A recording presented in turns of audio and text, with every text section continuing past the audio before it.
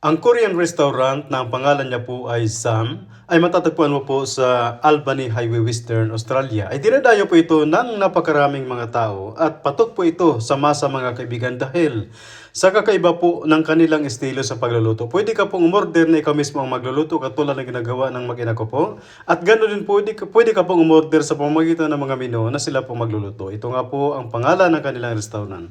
Pero bago ka po magkarating dito sa restaurant nila mga kaibigan, kailangan mo pong maglakad siyempre magmula sa parkingan at ito nga po ang makikita nyo rito. Pagdating po dyan sa may pintuan ng kanilang restaurant, kailangan mo pong tumigil.